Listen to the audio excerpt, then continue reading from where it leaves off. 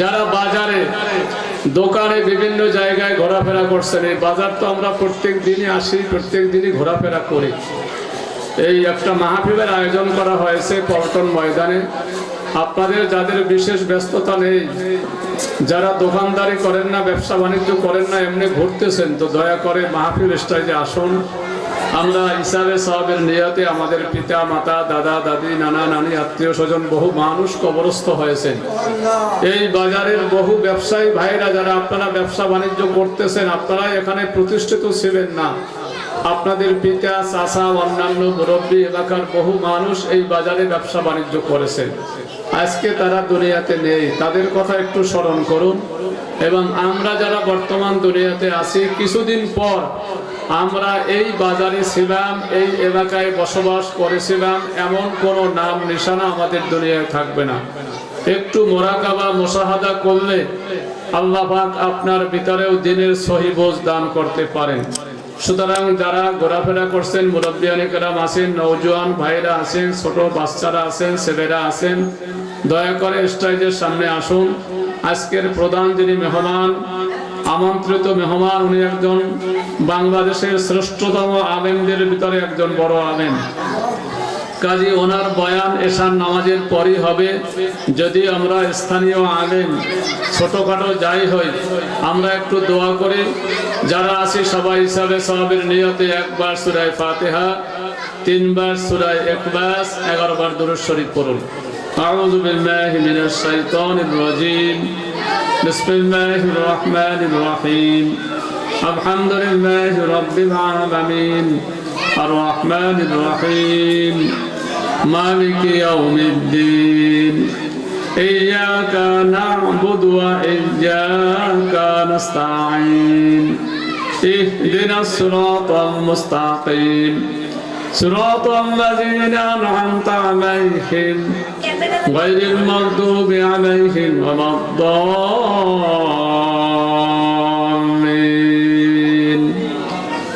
আমিন। বিসমিল্লাহির রহমানির রহিম। قل هو الله أحد الله الصمد لم يلد ولم يولد ولم يكن له كفوا أحد. بسم الله الرحمن الرحيم. قل هو الله أحد الله الصمد لم يلد ولم يولد ولم يكن له كفوا أحد. بسم الله الرحمن الرحيم. قل هو الله أحد الله الصمد لم يلد ولم يولد ولم يكن له كفوا أحد. اللهم صل على سيدنا محمد النبي الأمي وآله وسلم. اللهم صل على سيدنا محمد النبي الأمي وآله وسلم. اللهم صل على سيدنا محمد النبي الأمي وآله وسلم. اللهم صل على سيدنا محمد النبي الأمي وآله وسلم. اللهم صل على سيدنا محمد النبي الأمي وآله وسلم. اللهم صل على سيدنا محمد النبي الأمي وآله وسلم. اللهم صل على سيدنا محمد النبي الأمي وآله وسلم. اللهم صل على سيدنا محمد النبي الأمي وآله وسلم. اللهم صل على سيدنا محمد النبي الأمي وآله وسلم. اللهم صل على سيدنا محمد النبي الأمي وآله وسلم. اللهم صل على سيدنا محمد النبي الأمي وآله وسلم. হাজিরিন, যাদের কাছে আমাদের মাইকের শব্দ আওয়াজ যাচ্ছে, যারা ঘরে আছেন, বারান্দায় আছেন, তারাও আমাদের সঙ্গে দোয়ায় শরীক হইতে পারেন। ব্যবসায়ী ভাইরাও শরীক হইতে পারেন। যারা আমার সম্মুখস্থ মঞ্চে আছেন, তারা সবাই আমরা চক্ষুটা বন্ধ করি, নিজের ইতিহাস একটু স্মরণ করে জীবনে আমরা কোথায় ছিলাম, কিভাবে আসলাম, কি করলাম, কোথায় সামনে যাব, একটু চিন্তা করুন। আমাদের মা বাপ, ভাই বোন, আত্মীয় স্বজন, বন্ধু বান্ধব, আমরা জীবনে কত মানুষকে দেখলাম, তারা আজকে আমাদের চোখের আড়াল হয়ে কোথায় গেল, আমরা বা কয়েকদিনের মধ্যে কোথায় যাব। এই পৃথিবী, এই জমিন, এই বাজার, এই ব্যবসা এখানেই পতিত থাকবে। এক এক করে আমরা এই দুনিয়া ছেড়ে চলে যেতে হবে, ব্যবসার প্রতিষ্ঠান ছেড়ে চলে যেতে হবে। এই কথাটা স্মরণ করুন সবাই আমার সাথে এই হজের মৌসুমে এই সংক্ষিপ্ত দোয়ায় শরীক থাকি। আল্লাহুম্মা আমিন। রব্বানা আতিনা ফিদ দুনিয়া হাসানাহ ওয়া ফিল আখিরাতি হাসানাহ ওয়া কিনা আযাবান নার। রব্বুল আলামিন, রমজানের পরে শাওয়াল মাসের শুরু থেকে জিলহজের 10 তারিখ পর্যন্ত হজের সিজন, হজের মৌসুম, হজের সময়। এই সময় মাগরিবের নামাজ জামাতে পড়ে, ফরজ, সুন্নাত, আওয়াবিন। এরপরে এই মাহফিল ময়দানে সূরা ফাতিহা শরীফ, ইখলাস শরীফ, দুরূদ শরীফ পড়ে আপনার মহান দরবারে আমরা কতিপয় গোলাম হাত তুলেছি। আল্লাহ, আমাদের মোনাজাত খানাকে আপনার দরবারে কবুল করে নেন। গোটা রমজান মাসে আমরা যে সবের কাজ করেছি, রোজা রেখেছি, তারাবির নামাজ জামাতে পড়েছি, খতমে কোরআন পড়েছি, অন্যান্য দান সদকা, ইবাদত, বন্দেগী, যাকাত, ফিতরা যা কিছু দান করেছি, तमाम ইবাদতটুকু আপনি শাওয়াল মাসে আমাদের জন্য কবুল করে নেন এবং এই ইবাদতের বরকতে তওবা ইস্তেগফারের বিনিময় সমগ্র জীবনের সগীরা কবিরা শিরক বিদআত জানা অজানা পাপ রাশি আপনি দয়া করে মাফ করে দাও। আল্লাহ, আজকে এই মাহফিল আসর থেকে পর্যন্ত যা আলোচনা হয়েছে, দিনের কথা হয়েছে, কোরআন তেলাওয়াত হয়েছে, হামনাত হয়েছে, বিশ্ব নবীর প্রশংসায় গুণকীর্তন গাওয়া হয়েছে। আল্লাহ, নবীর প্রশংসা করে, নবীর গুণগান গায়ে এই জমিনের মধ্যে হাজার হাজার লাখো লাখো মানুষ ধন্য হয়ে জান্নাতবাসী হয়ে গেল। আল্লাহ, আমরাও ছোট্ট ছোট্ট বাচ্চাদের মুখে হাম শুনেছি, নাচ শুনেছি, আপনার কালামুল্লাহ তেলাওয়াত শুনেছি। আল্লাহ, ওরা মাসুম বাচ্চা, ওদের কোনো গুনাহ নেই, ওদের পাঠের কারণে আল্লাহ এই মজলিসের সব বিশ্ব নবীর রওজা মুবারকে পৌঁছায়া দেন। আল্লাহ, আমরা দূর থেকে সালাম দিলাম। হজের মাসে মাবুদ, সারা দুনিয়া থেকে চুম্বকের কাছে যেমন বিভিন্ন জায়গা থেকে আকর্ষণীয় বস্তু এসে লেগে যায়, তেমনি মক্কা মুকাররমা, মদিনা মুনাওয়ারা বিশ্ব মানুষের একটা চুম্বকের স্থান, যেই জায়গার জন্য সারা দুনিয়া থেকে লাখ লাখ মানুষ, কোটি কোটি মানুষ বছরের পর বছর, দিনের পর দিন, মাসের পর মাস আপনার হাবিবের রওজার সামনে দাঁড়াইয়া সালাম বিনিময় করে। আল্লাহ, বাইতুল্লাহর চতুর্দিকে ঘুরে ঘুরে নিজের জীবনের গুনার কথা স্মরণ করে, দোয়া ইস্তেগফার করে, মুলতাজিম ধরে, হাতিম ধরে। আল্লাহ, হাজরে আসওয়াদকে চুম্বন করে, বিভিন্ন দোয়া কবুলের জায়গাগুলিতে দোয়া করে করে যেমনি ধন্য হয়েছে আল্লাহ, তেমনি এই মজলিসে যারা দোয়ায় শরীক, যারা আমাদের সাথে দোয়ায় বিভিন্ন জায়গায় শরীক হয়েছেন, আল্লাহ আমাদের সবাইকে আপনার হাবিবের রওজায় গিয়ে বারবার সালাম দেওয়ার তৌফিক দিয়ে দিয়েন। বাইতুল্লাহ শরীফের চতুর্দিকে চক্কর মেরে তওয়াফ করে করে আপনার কাছে দোয়া করার মতো তৌফিক এনায়েত করে দিন আল্লাহ।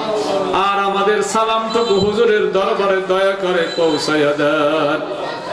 হুজুরের পাশে আবু বকর সিদ্দিক, ওমর ফারুক রাদিয়াল্লাহু তাআলা আনহুমা, দুইজন বন্ধু যেমন দুনিয়ায় সমগ্র হুজুরের সঙ্গে ছিলেন, মৃত্যুর পরেও তারা হুজুরের পাশে হইয়া জান্নাতবাসী হইয়া ঘুমান্তর হয়েছে। আল্লাহ, ওনাদের রূহের উপরে হাদিয়াটুকু পৌঁছাইয়া দেন। ওনাদের সারা জান্নাতুল বাকি, জান্নাতুল মুআল্লায় তামাম আসহাবুন নবী, আওলাদুন নবী, আজওয়াজুন নবী সহ সারা দুনিয়ায় সাহাবায়ে কেরাম যারা যেখানে ঘুমান্তর রয়েছেন, সকলের আরওয়াহ সব পৌঁছাইয়া দেন।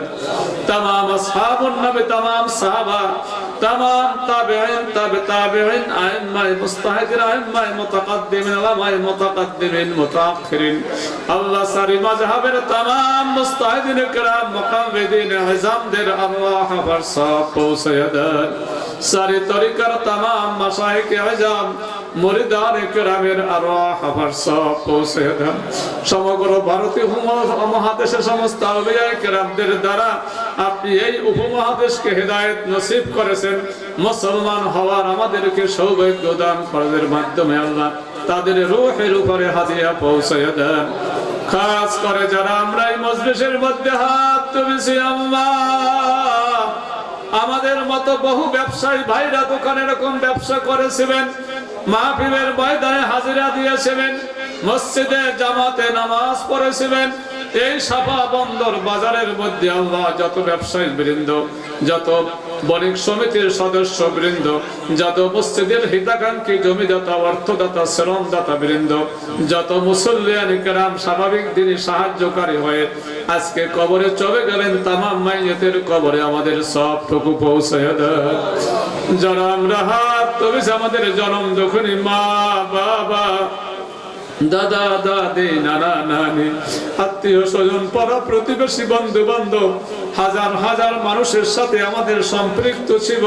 তোলাবায়ে আযম, আসাতাজায়ে কেরাম যারা আমাদেরকে দুই চার কদম দিনী কথা শিখাই আজকে কবরে চলে গেলেন, ওনাদের রূহের উপরে হাদিয়া পৌঁছে দেন। তাদেরকে আপনি কিয়ামত পর্যন্ত মাফ করে দেন এবং তাদের রূহানি দোয়া আমরা মাফ করতে পারি তৌফিক দিয়ে দেন। যারা এই বর্তমান বিভিন্ন মাহফিল আয়োজন করে, বিশেষ করে যে ভাইরা শ্রম দিয়া, কষ্ট দিয়া, অর্থ দিয়া, বুদ্ধি দিয়ে এই মাহফিল আয়োজন করেছে, আল্লাহ তামাম খেদমতগার ভাইদেরকে আপনার দরবারে কবুল করে নেন। ব্যবসায়ী ভাইরা সার্বক্ষণিক দিনের জন্য সাহায্য করে, তামাম বর্তমান ব্যবসায়ী ভাইদের ব্যবসা বাণিজ্যের মধ্যে বরকত দান করে দেন। হালাল পন্থায় উপার্জন করে হালাল পন্থায় ব্যয় করার মত আমাদের সকলকে তৌফিক দিয়ে দেন। আল্লাহ আমাদের মাঝে অনেকে অসুস্থ আছে, অনেক রোগী আছে আল্লাহ, বিশেষ করে এই বাজারের একজন বণিক সমিতির সভাপতি সুমন মিয়া, তার অস্ত্রোপচার হয়েছে, অসুস্থ ঢাকায় আছে, তার সহ তামাম ব্যবসায়ী, তামাম মুসল্লিদের রোগকে আল্লাহ দয়া করে সেহাত নসিব করে দেন এবং যার যে আবেগগুলি আছে, নেক আশাগুলি আপনি কবুল করে নেন।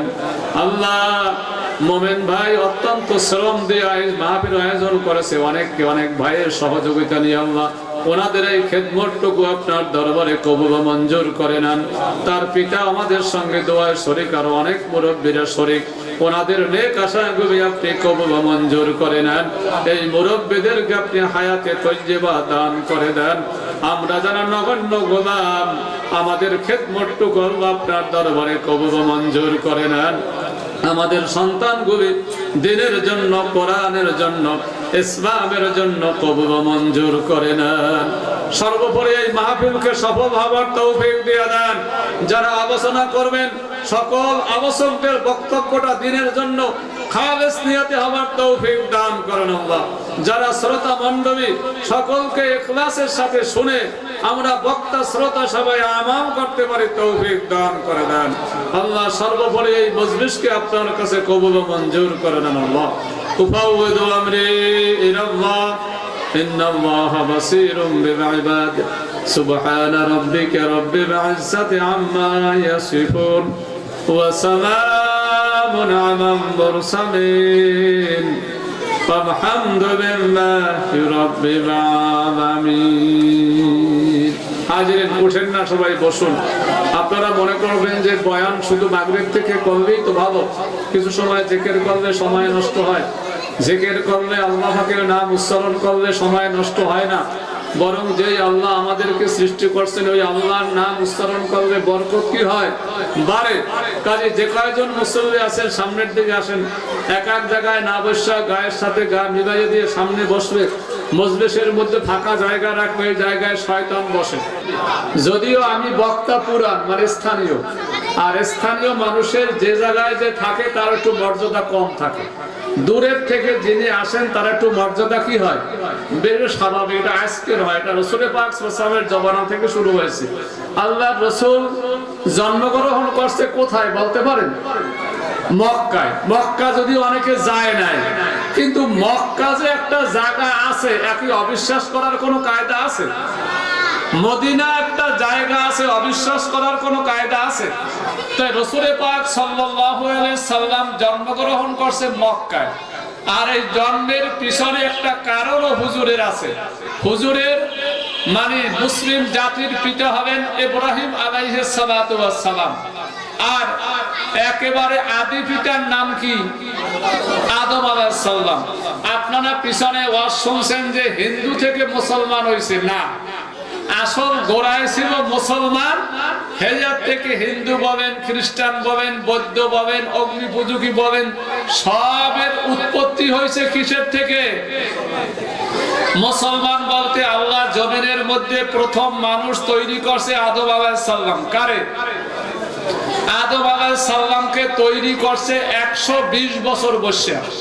আল্লাহ বলছে ওমা আমরুনা লাওয়াহিদাতুন ইল্লা কালামহিম বিল বাসার, যদি আমি কোনো কাজ করতে চাই, সিদ্ধান্ত নেই, কাজটা আমি যদি ইচ্ছা পোষণ করি, একটা মানুষ চোখের এই যে পলক আছে, চোখটা একবার পলক দিতে যেই পরিমাণ সময় লাগে, তার চাইতে কম সময় আমি আল্লাহ একটা কাজকে বাস্তবায়ন করে দিতে পারি। এটা সূরা কমার 27 নম্বর পারার একটা আয়াত আছে, ওমা আমরুনা লাওয়াহিদাতুন ইল্লা কালামহিম বিল বাসার, বান্দার চোখে পলক দিতে যেই সময় লাগে, আমার কোন নির্দেশ বাস্তবায়ন হতে সেই সময় কি লাগে না। সুবহানাল্লাহ। অন্য আয়াতের মধ্যে সূরা ইয়াসিন সহ বেশ কিছু আয়াতে আছে, ইজা কাদা আমরান ফাইন্নামা ইয়াকুলু লাহু কুন ফায়াকুন, যদি আমি কোনো কাজ করতে ইচ্ছা করি, তখন আমি সিদ্ধান্ত হওয়ার সাথে সাথে বলি হও, অমনি হয়ে যায়। সুবহানাল্লাহ। হও বলতে দেরি, কাজটা বাস্তবায়ন হবে কি নাই? দেরি নাই। তাহলে যে আল্লাহ এই আসমান আর জমিন সব তৈরি করছে 6 দিনে, কয় দিনে? 6 দিনে করছে আসমান জমিন তৈরি। ওই পূর্ব হযরতে আদম আলাইহিস সালামকে তৈরি করছে 120 বছর বসে। একটা মানুষ তৈরি করছে কয় বছর? 120। 40 বছর খালি তার কাদা মাটি বিভিন্ন কায়দায় রাখছে, বাকি 40 বছর রূপটো একটা আকৃতি দিয়ে ঠনঠনে শুকনা করছে। এরপরে 40 বছর বসে আল্লাহ তার চেহারা সুরাত সব দিয়া একটা পূর্ণাঙ্গ মানুষ রূপে আল্লাহ তৈরি করলেন। সুবহানাল্লাহ। আর মানুষ সম্মানিত হয় জ্ঞানের দ্বারা। এই জন্য আদমের তৈরি করার আগে আল্লাহ একটা মিটিং ডাকছে। মিটিংয়ে ফেরেশতারা ছিল, ফেরেশতারা তখন এই দেশের বসবাস করে, আর তো মানুষ নাই। তো তাদের সামনে আল্লাহ জিজ্ঞাসা করছে যে কাজ তো করবে আল্লাহ নিজেই, কিন্তু ফেরেশতাগণ একটু পরামর্শ নিছে যে আমি জমিনে একটা খলিফা তৈরি করতেছি, জাইবুন ফিল আরদে খলিফা, একটা জাতি আমি প্রতিনিধি বানাইতে চাই, তোমাদের মতামত কি? তারা উত্তর দিয়েছে আল্লাহ এরা তো কি করবে? ফিতনা ফাসাদ সৃষ্টি করবে, এদের বানাইবে অনাহানু নুসাব্বিহু বিহামদিল্লাহ, আমরা আপনার প্রশংসা করি, আপনার গুণকীর্তন করি, ওনাদেরকে আমরাই তো করি। জিন জাতি বানাইছেন, হেরাই ফাসাদ করে। আবার যদি আরেক জাতি বানান, তারাও তো কি করবে? ওইরকম ফাসাদ করবে। আল্লাহ সংক্ষেপে বললেন, আল্লাহর কাছে পছন্দ হয় না এই পরামর্শটা। আল্লাহ বলছে ইন্নী আ'লামু মা লা তা'লামুন, অর্থাৎ তোমাদেরকে পরামর্শ জিজ্ঞেসি, কিন্তু তোমরা যে পরামর্শের ইঙ্গিত দিছো, এটার দ্বারা বুঝাইছে যে এটা বেশি সুবিধা ইঙ্গিত কি হয় নাই, তবে আমি যা জানি তোমরা তা কি জানো না। এই কথা বলার পরে ফেরেশতারা বলছে যে আমাগো মতামত আল্লাহর কি হয় নাই? পছন্দ হয় নাই। তখন তারা বলছে সুবহানাকা লা ইলমা লানা ইল্লা মা আল্লামতানা, আল্লাহ আমরা আপনাকে যে পরামর্শ দিছি এর থেকে আমরা পানা চাই, ফিরে গেলাম। লা ইলমা লানা, আমাদের কোনো ইলম নাই, আমাদের কোনো জ্ঞান নাই, ইল্লা মা আল্লামতানা, কেবল আপনি আমাদেরকে যে ইলমটুকু দেন ওইটুকুই আমাদের ইলম। বলুন না সুবহানাল্লাহ। ইন্নাকা আনতাল আলিমুল হাকিম, আপনি সব জানেন এবং সব বিষয় আপনি প্রজ্ঞাময়, জ্ঞানী, মহাজ্ঞানী, বিজ্ঞানী। বলুন না সুবহানাল্লাহ। এই কথা বলছে কারা? ফেরেশতারা। এখন যেহেতু আল্লাহ আদমের বানাইছে 120 বছর বসে, কারণ সংসদ ভবনের চাইতে অর্থাৎ এমপি সদস্যদের মর্যাদা কি বেশি না কম? এই পৃথিবীটা বানাইছে মানুষের বসবাসের জন্য। কাজে পৃথিবীর যে দাম, এর চাইতে মানুষ এবং জিনের দাম কি বেশি।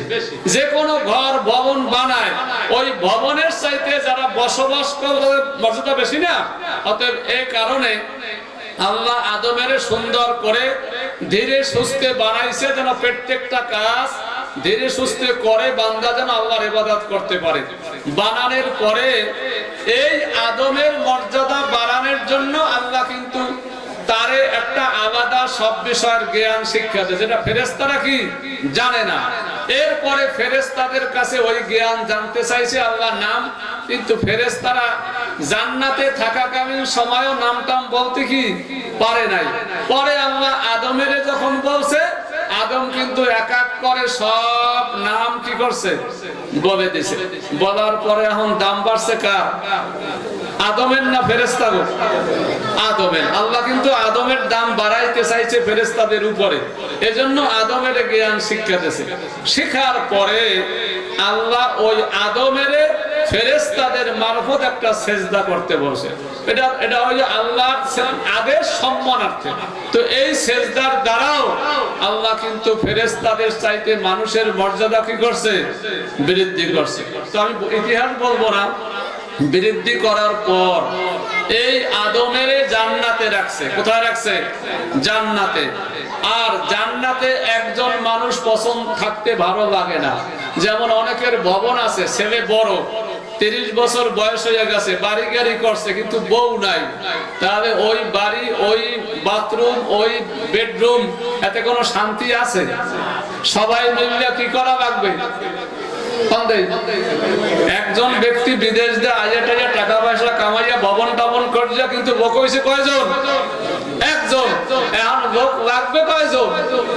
দুইজন। দুইজন না হইলে ভবনের কোন শান্তি কি হবে না। সংক্ষেপ, এই জন্য আদম আলাইহিস সালাম জান্নাতে থাকে, সবকিছু দেখে, সবকিছু বোঝে, সবকিছু করে, কিন্তু এত সত্ত্বেও একটু মাহফিল আছি, পরে কথা বলবো।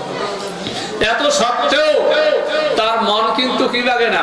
ভালো লাগে না। আল্লাহ বুঝতে পারছে আদমের অবস্থা বেহাল। এই জন্য আদম ঘুমাইছে, বাম পাশের পাজরের একখানা কাঠি হাত নিয়ে ওটা একটা উসিলা মাত্র, একটু সম্পর্ক স্থাপন করবে। সম্পর্ক কারণ স্বামী স্ত্রীর মধ্যে কি হয়? গভীর সম্পর্ক।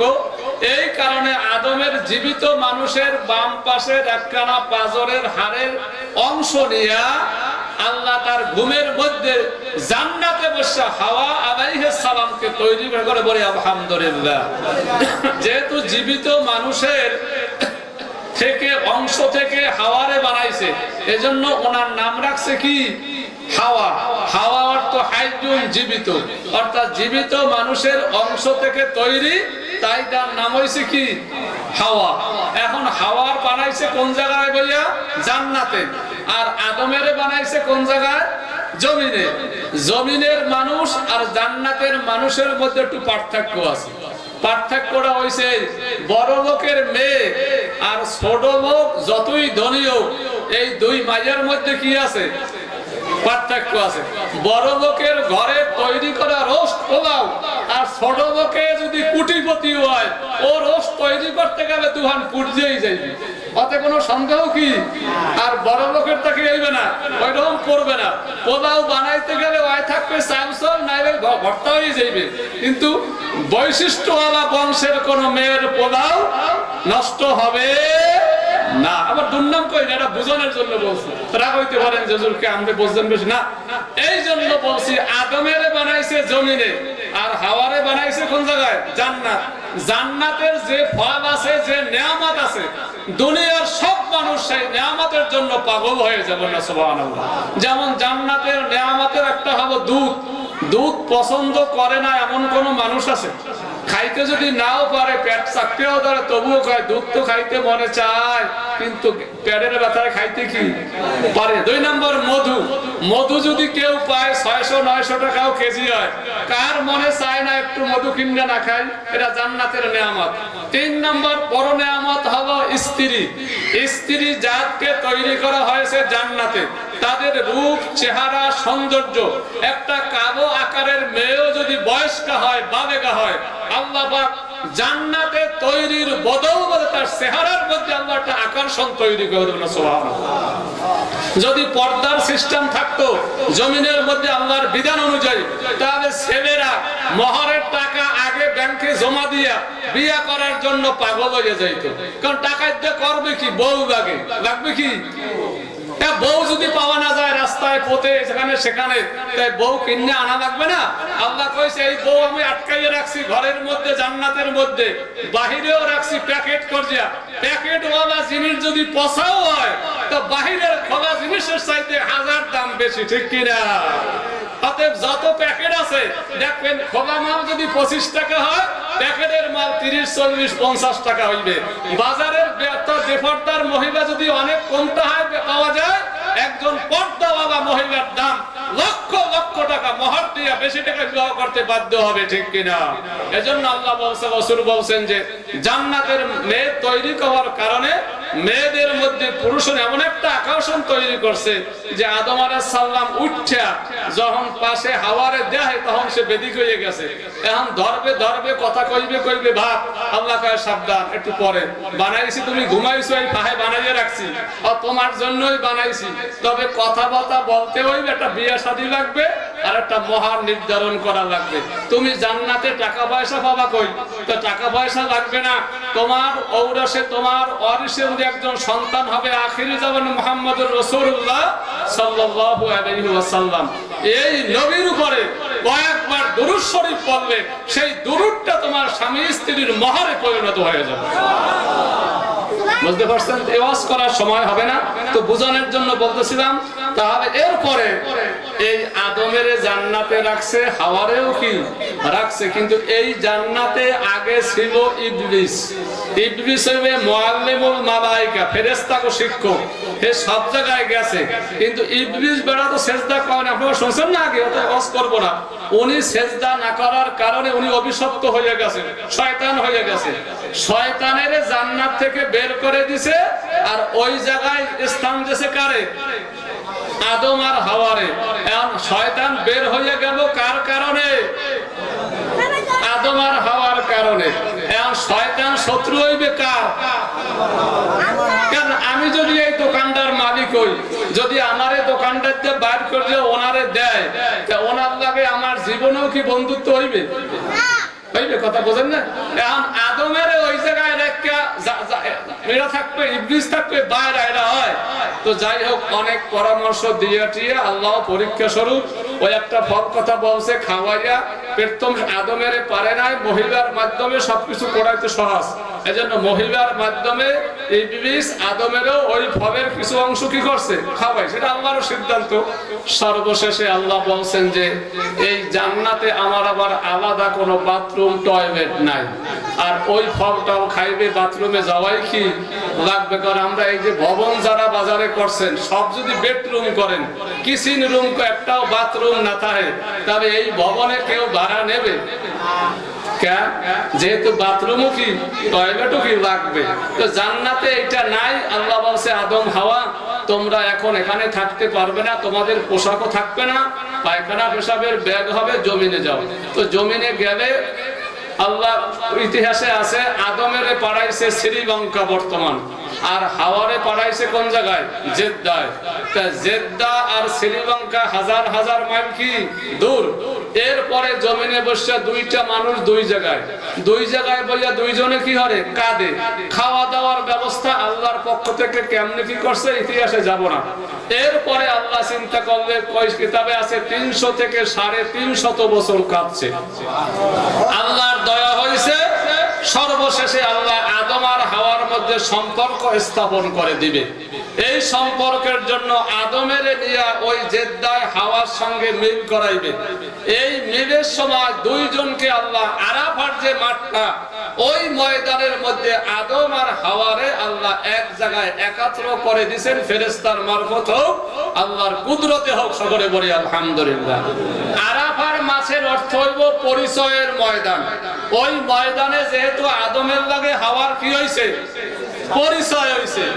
এই জন্য যত হাজিরা হজ করতে যাবে, আরাফার ময়দান হবে একটা পাহাড়ময় জায়গা, কোন বাড়িঘর কি নাই, মসজিদ মাদ্রাসা কি নাই, একটা মসজিদ আছে, মসজিদের নামেরা শুধু হজের সময় খুলবে, ওই ইমাম খুতবা দিয়া মুসল্লিকে নিয়ে দুই ওয়াক্ত নামাজ পড়িয়া আবার কি হলে আটকাইয়া দেয়, একটা বছর আটকা থাকবে, আর কোনোদিন খুলবে না।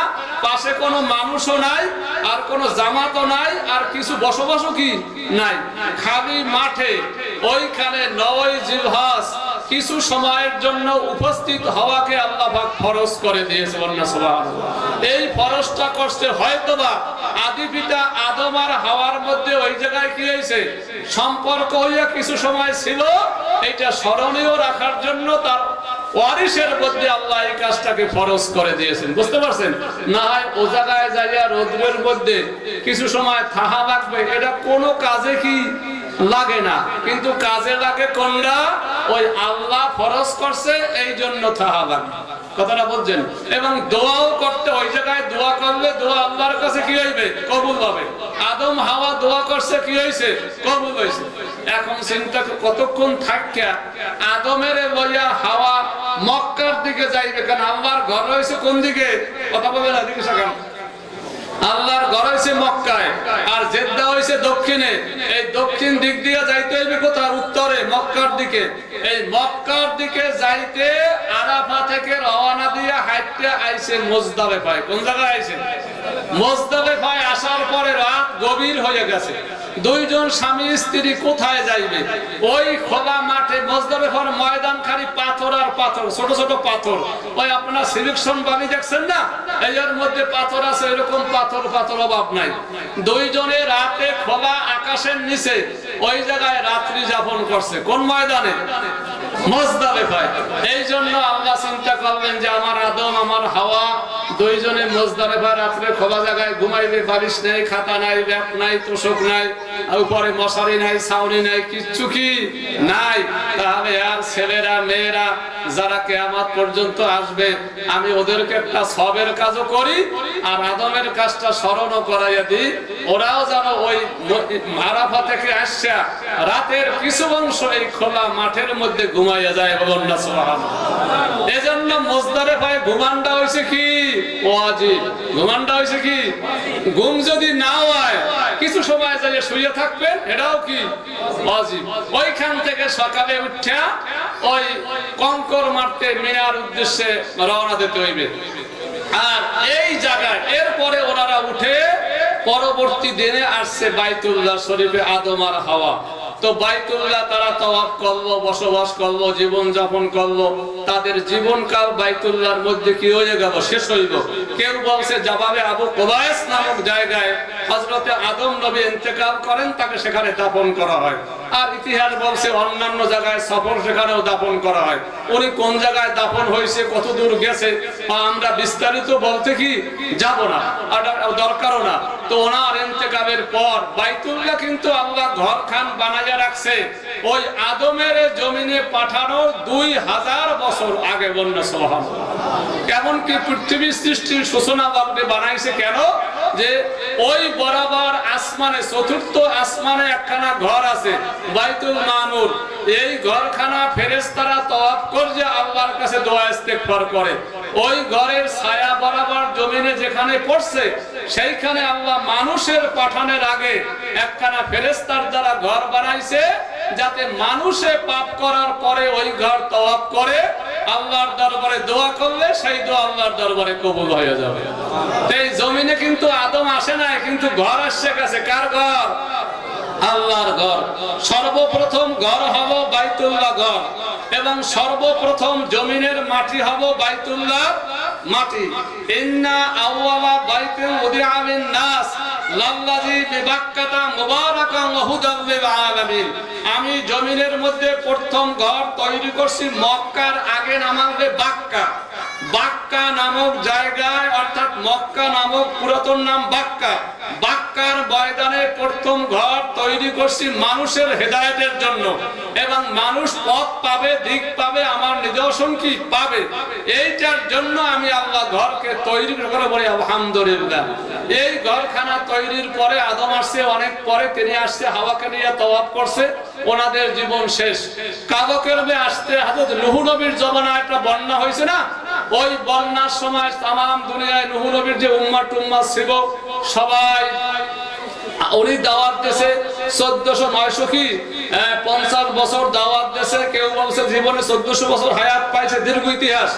ওনার জবানায় দাওয়াত দেওয়ার পর মাত্র 80 জন লোক হেদায়েত হয়েছে। কয়জন? এরপরে ওনার স্ত্রী নূহ নবীর হেও আবার ওনার উল্টা করা শুরু করছে, ছেলেরা ওনার বিপক্ষে গেছে, ওনাকে জনগণ মারে, স্ত্রী ওনার ঠাট্টা করে, হেও বলে এই পাগল মারলে কোনো লাভ কি নাই। তাই বলে সব মানুষ যদি গালি দেয় সহ্য করা যায়, আমার ঘরের স্ত্রী যদি আমারে কয় তুচ্ছ করে গালি দেয়, বা আমার ছেলেরা কি সহ্য করা যায়? এরপরে যে কোনো কায়দায় হোক নূহ নবী দোয়া করছে, আল্লাহ 900-950 বছর দাওয়াত দিলাম, হেদায়েত হয়েছে 80 জন। রব্বি লা তাজারনি আলাল আরদি মিনাল কাফিরিনা দাজ্জারা, হে আল্লাহ এই জমিনের মধ্যে একটা কাফেরের শিকারও আপনি রাখবেন না, শিকার সহ উল্টায় দেবেন আল্লাহ। আল্লাহ নবীদের দোয়া কি করে নেছে? গাছ যদি একবারে দূর করতে হয় তা কাটতে হইবে কি দেয়া? শিকার সহ কাটলে আমার জমিন ফ্রেশ উর্বর হয়ে যাবে, যা লাগাইবেন হইবে। ওরা শিকার থাকলে উপর দিয়ে কাটলেও কতখানি জায়গা নষ্ট হয়ে যাইবে। তা নবী দোয়া করছে রব্বি লা তাজারনি, দোয়া কিন্তু কোরআনে উল্লেখ আছে। 29 নম্বর পারায় সূরা নূহ আছে, সূরা নূহ। ওই যে নূহ নবীর নামে একটা কি আছে সূরা আছে, ওনার ইতিহাস ওখানে বলছে, সেখানে দোয়া হয়েছে রব্বি লা তাজার আলাল আরদি মিনাল কাফিরিনা দাজ্জারা, আল্লাহ এই জমিনের মধ্যে কাফেরের কোন শিকার বাড়িঘর কিছু রাখবেন না, কার মুকুট পতন করে দেবেন। আল্লাহ দোয়া মঞ্জুর করছে। আর জানেন নৌকা বানাইতে কইছে, তোমার তাবায়ে নৌকায় ওঠো, বাকিকে হেফাজত করে দেব। আল্লাহ ওই 80 জন বলে নৌকায় উঠছে, প্রত্যেকটা প্রাণী জোড়া জোড়া নিয়ে উঠছে, সবাই বাকিকে জায়গায় রয়েছে, ঠাট্টা বিদ্রুপ শুরু করছে, কেমনে বন্যা হবে ইতিহাস আপনারা জানেন। এরপরে এখন আল্লাহ চিন্তা করবেন যে বন্যা হইবে, যার যার মাল হেফাজত করে না, না আগে পরেরটা করে কোন দিন? এখন বাইতুল্লাহ অর্থ আল্লাহর ঘর, এই ঘরটার হেফাজত করবে কে? আল্লাহ জিবরাইলকে বললেন যখন বন্যা হবে কিছু জমিনে থাকবে না, তাহলে আমার ঘরটা যেতেও বেমানান হবে, তুমি আমার ঘরটার নিচের ফাউন্ডেশন থাও, অর্থাৎ যেটা পিলার দিয়েছেন না, ওই যে ভিতটা থাও, উপরের দেওয়ালটা তুলে নিয়ে যাবেন না, সুবহানাল্লাহ, এটা তুলে নিয়ে যাবেন। বন্যা হবে, বন্যার ইতিহাস বলবো না, ওটা সময় হবে না। এরপরে আল্লাহ তুলে নেবার, ওখানেও বন্যা হয়েছে, ওই জায়গায় বন্যার কারণে এত সমস্যা হয়েছে, ওই যে নৌকায় যে মানুষ কয়জন ছিল, ওই মানুষ বন্যায় ভাসতে ভাসতে জাহাজ মক্কা থেকে ছিল না, ওটা লইয়া গেছে ইরাকের জুদি পাহাড়ে।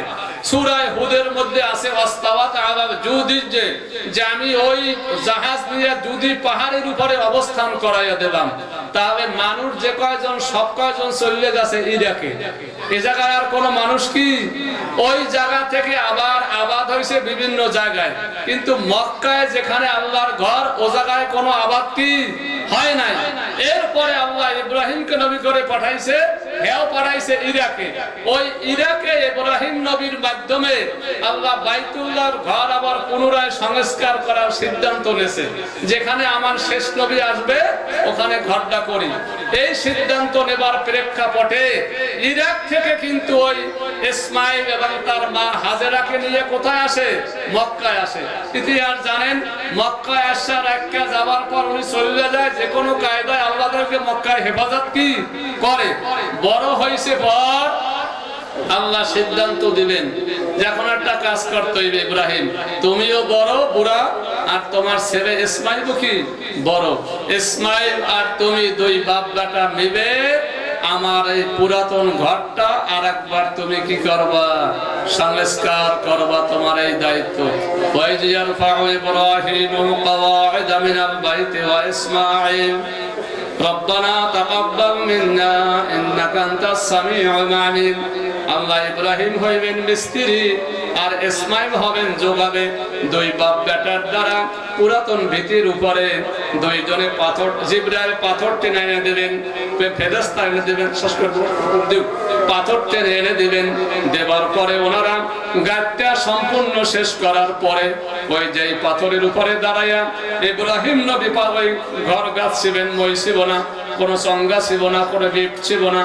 আল্লাহর কুদরতে ওই পাথরখানা যেটুকু উঠানো লাগে সেইটুকু উপরে উঠে যাইতো নবীর সম্মানে। আবার যখন নামার প্রয়োজন হইতো আল্লাহর কুদরতে পাথরখানা জমিনে নেমে যাইতো। ইব্রাহিম নবীর পায়ের মর্যাদা সহ্য করতে না পেরে পাথরের মধ্যে তো গলা শুরু হয়ে গেল, এজন্য তার দুই পায়ের ছাপ পাথরে বিদ্যমান রয়ে গেল। সেই পাথরখানা আজও পর্যন্ত ওই বাইতুল্লাহ থেকে 10-15 হাত পূর্ব দিকে একটা খাসার ভিতরে রেখে দিয়া নাম হয়েছে মাকামে ইব্রাহিম, ওয়াত্তাখিযু মিন মাকামে ইব্রাহিম মুসাল্লা। আমার আল্লাহ বলছেন তোমরা এই মাকাম আমার নবী ইব্রাহিমের পা রাখার জায়গার কাছে বসে 2 রাকাত নামাজ পড়ে, তাওয়াফের পরে 2 রাকাত নামাজ পড়ে আমার দরবারে দোয়া করলে তোমাদের দোয়াগুলি কবুল করে নেব। এখনো যারা তাওয়াফ করে, করছেন না, ওই পাথরের সামনে দেওয়া যায়, পিছন দিয়েও কি যায় ওই পাথর। এই ঘরটার করার পরে আল্লাহ ইব্রাহিম নবী দোয়া করলেন, আল্লাহ ঘর তো বানাইলাম বাপ বেটা, কিন্তু হেদায়েত করবে কেরা? তিনি দোয়া করছেন, রব্বানা ওয়াবআস ফীহিম রাসূলাম মিনহুম ইয়াতলু আলাইহিম আয়াতিকা ওয়া ইউআল্লিমুহুমুল কিতাবা ওয়াল হিকমাতা ওয়া ইউযাক্কিহিম ইন্নাকা আনতাল আজিজুল হাকীম। হে আল্লাহ, আপনি এই মক্কার কাছে এমন নবী পাঠান যে নবী আপনার এই দ্বীন ইউআল্লিমুহুমুল কিতাবা ওয়াল হিকমা, কিতাব তেলাওয়াত করবে এবং কিতাব শিক্ষা দেবে আর বিজ্ঞান কৌশল অর্থাৎ গুরু রহস্য মানুষকে জানাইবে, মানুষ অন্তরটাকে বাহিরের মতো পবিত্র করবে। ইন্নাকা আনতাল আজিজুল হাকীম, যেহেতু আপনি মহাপরাক্রমশালী এবং বিজ্ঞানময়। এই দোয়া করছে কেডা? ইব্রাহিম নবী। আল্লাহ পাকের কাছে ইব্রাহিম নবীর এই দোয়াটা কি হয়ে গেছে? কবুল হয়ে গেছে। নবী ইব্রাহিম জমিন থেকে চলে গেছে, ইসমাইল নবী জমিন থেকে চলে গেছে। প্রায় 2 থেকে 3 হাজার বছর পরে তাদের দোয়ার ফসল স্বরূপ আল্লাহ মুহাম্মদুর রাসূলুল্লাহ সাল্লাল্লাহু আলাইহি সাল্লামকে জমিনের মধ্যে আল্লাহ প্রেরণ করেছেন। আলহামদুলিল্লাহ। তবে নবীজি আসছে বহু পরে, কিন্তু তার পিছনে দোয়া গেছে অনেক আগে। 3000 বছর আগে দোয়া করছে ইব্রাহিম নবী, আর মুহাম্মদুর রাসূলুল্লাহ জন্মগ্রহণ করছে তার 2.5 থেকে 3000 বছর পরে। রাসূল জন্মগ্রহণ যখন করছেন তখনও বাইতুল্লাহর ঘরের মধ্যে 360টা মূর্তি, ওইটু ঘরের মধ্যে 20 হাত বাই 22 হাত ঘর, এতে যদি 360টা মূর্তি থাকে জায়গা কি মোটেও ফাঁকা হবে? এরপর বাইরে চতুর্পাশে আরো মূর্তির তো কি নাই, অভাব নাই। আল্লাহর হাবিব জন্মগ্রহণ করছেন যেই মুহূর্তে করলেন 360টা মূর্তি সহ তাম মক্কার মূর্তিগুলো বিশ্ব নবীর সামনে সেজদায় বটিয়ে পড়ানো। মূর্তিতেও বলছে যে আজ থেকে আর এই জমিনের মধ্যে মূর্তি পূজা বাস্তবায়িত হবে। মূর্তির জম মানে মূর্তির আজরাইল এই জমিনে কি হয়ে গেছে? জন্ম হয়ে গেছে। তো এই রাসূল জন্ম হইলেন মক্কা, যেটা বুঝাইতে চাইছে। সময় তো কম, 10 মিনিট তো বাকি আছে। দেখি আপনারা অস্বস্তি নেই, 15 মিনিট আছে। 5টা মিনিট আগে গেলেই তো জামাত পাইবেন, আমি তো পাবো সব। 10 মিনিট কথা বলি, সমস্যা হবে কিছু? তাহলে রাসূলুল্লাহ জন্মগ্রহণ করলেন কোথায়? এই যে ইতিহাসটু বললাম বিষয়টা বোঝানোর জন্য। হজ কেন? এই মানুষ মক্কায় যায় কেন? এই বাইতুল্লাহ তাওয়াফ কেন? এই আরাফার ময়দানে যাওয়া কেন?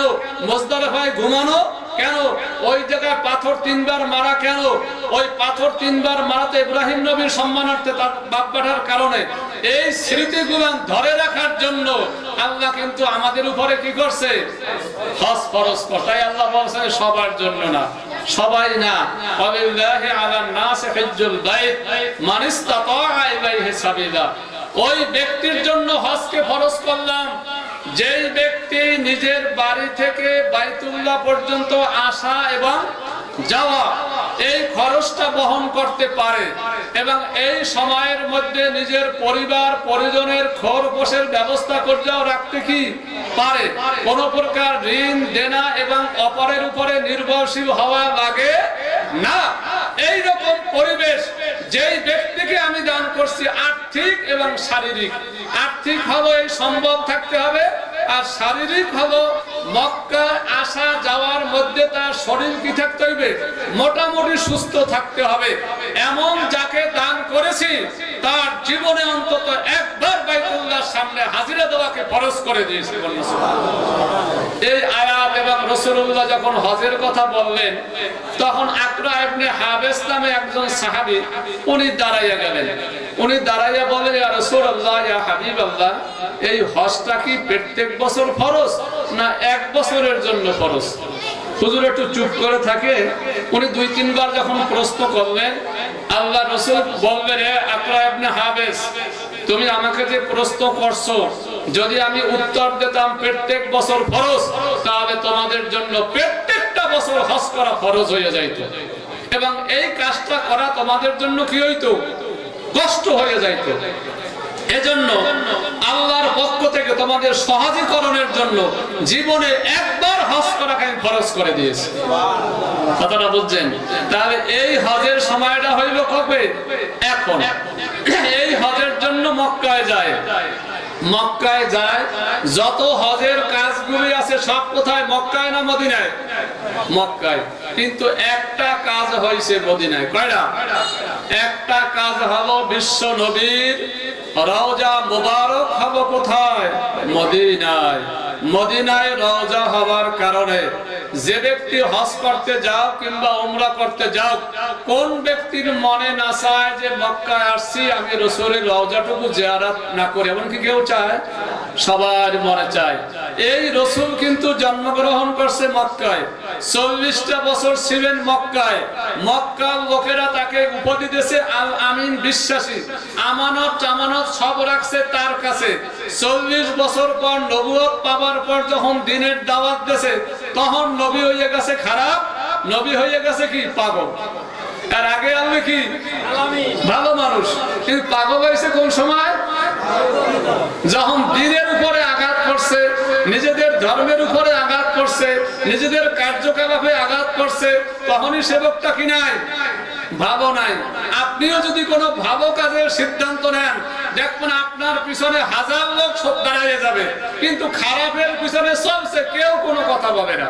কথা বলছে নেই তো? বিশ্ব নবী 40 থেকে আরো 13 বছর 53 বছর যখন মক্কায় থাকলেন, মক্কার লোকেরা স্থানীয় ভালো চোখে দেখলেন না।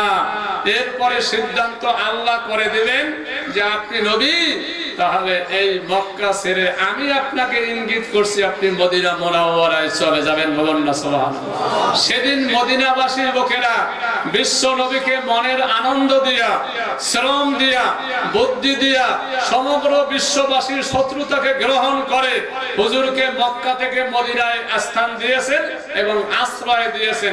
সকলে বলি আলহামদুলিল্লাহ। সেই জমানার সাহাবায়ে কেরাম যদি রাসূলকে মক্কা থেকে মদিনায় আশ্রয় না দিতেন তাহলে মদিনা শহরের এত মর্যাদা কিয়ামত পর্যন্ত হইতো না। সারা দুনিয়ার যত শহর আছে সমস্ত শহরের চাইতে পৃথিবীর মধ্যে সর্বশ্রেষ্ঠ শহর হলো মদিনাতুল মুনাওয়ারা। জোরে বলুন আলহামদুলিল্লাহ। একমাত্র কারণ কোথায়? বিশ্ব নবীর রওজা মুবারক ওই মদিনা মুনাওয়ারার জমিনের মধ্যে হওয়ার কারণে। আর হুজুর বলছেন মা বাইনা বাইতি ওয়া মিনবারি রাওজাতুম মির রিয়াজিল জান্নাহ। আমি যেই ঘরে মদিনায় থাকি আর আমি যেই মসজিদের মধ্যে নামাজ পড়ি মেম্বারে দাঁড়াইয়া, আমার মেম্বার আর আমার ঘরের মধ্যে মাঝখানের যে জায়গাটুকু, এই জায়গাটা হলো বেহেশতের বাগানের মধ্যে একটা বাগান। এই বেহেশতের বাগানে দেখতে চায় না এমন কোন মানুষ আছে? এই হজের সময় সবাই দোয়া করবেন, আল্লাহ যারা হজ করতে যাইবে দোয়া চাইবেন, আপনিও তাহাজ্জুদ করে দোয়া করুন, আল্লাহ তুমি এই জমিনের মধ্যে কাফের মুশরিকরে মদিনা দেখাইবা, বাইতুল্লাহ দেখাইবা, কত ব্যক্তিকে দেখাইবা, কত মানুষকে প্রতি বছর নিবা, খাঁটি মনে দোয়া করে আল্লাহ আমিও জীবনে চাই তোমার ঘর দেখতে আর তওয়াফ করতে, তোমার রবির রওজার সামনে দাঁড়াইয়া মনটা খুলে একবার সালাম দেওয়ার মতো তৌফিক দান করে দিও। আশা করি ইনশাআল্লাহ খাঁটি মনে দোয়া করলে আল্লাহর দরবারে কবুল হয়ে যাবে ইনশাআল্লাহ। আর যাদের টাকা পয়সা আছে খালি পিছের দিক চাইবেন না যে ছেলে খাইবে কি মেয়ে খাইবে কি, টাকা পয়সা থাকলে হজ যদি নাও পারেন 7 লক্ষ টাকা খরচ করতে, 1.5 লক্ষ টাকা খরচ করে হলেও একবার উমরায় গিয়া 15 দিনের সফরে যাইয়া 7 দিন মক্কায় বা 7 দিন মদিনায় থেকে নিজের পরান্ডারে শীতল করে বাড়ি আসবেন। ওই 1.5 লাখ টাকার বরকত আল্লাহ 10 লাখের মধ্যে দান করে দেবেন ইনশাআল্লাহ। কি পারা যাইবে না একটু ইনশাআল্লাহ? আমি সবাইকে অনুরোধ করলাম, বেশি বাজার করব না, সময়ও নাই। আল্লাহ যেন আমাদের প্রত্যেককে হজ এবং উমরা করার তৌফিক দান করেন। যেহেতু হজের মৌসুম, হজের সিজন, সেই ক্ষেত্রে সবাইকে আজকেও মা হুজুরের আপনারা দোয়া করবেন। বাড়িতে, বাসায়, মসজিদে মহিলা সহ সম্ভব হয় স্ত্রীকেও নেবেন। আপনার জীবনের সঙ্গী ছিলেন, সমগ্র জীবনটা আপনার সঙ্গে কাটাইছে, একা যাইবেন কা 1.5 লাখে 3 লাখ যাও, 2 কাটা বেচেন জমি এক জায়গায় দেয়া লাগে, পোলা পানে আরেক জায়গায় দেওয়া কে হইবে, কিন্তু 2 কাটা বেচা স্বামী স্ত্রী মিল্লা একসাথে আল্লাহর ঘর খান তওয়াফ করে ওই ছেলের জন্য মেয়ের জন্য বাইতুল্লাহর সামনে দোয়া করে আসলে আল্লাহ পাক আপনার সন্তানকে দুনিয়া আখিরাতের কল্যাণ করে দান করে দেবেন ইনশাআল্লাহ। আল্লাহ যেন আমাদের সকলকে কবুল করেন, সকলকে হজ উমরা করার মতো তৌফিক দান করেন। এছাড়া আমাদের স্থানীয় যে ইবাদতগুলো সব আদায় করার তৌফিক দান করেন। যেহেতু সময় কম, আমি আপনাদেরকে বিরক্ত করলাম না, আপনাদের কষ্ট দিছি।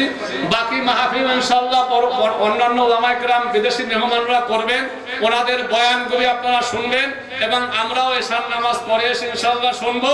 আল্লাহ যেন আমাদেরকে সকলকে শুনে আমল করার মতো তৌফিক দান করেন। এখন জামাত হবে মসজিদে, যারা পারেন মসজিদে নামাজ পড়বেন, তারপরে এখানে জামাতের পরে আসবেন। এখানেও জামাত হবে, ওলামায়ে কেরাম কিছু থাকবেন, জামাত হবে। যারা এখানে পড়তে চান পড়বেন, ওযু ইস্তেনজা করে সেরে হয় মসজিদে, না হয় এখানে জামাতের পরে ইনশাআল্লাহ প্রধান মেহমানদের আলোচনা আপনারা শুনবেন।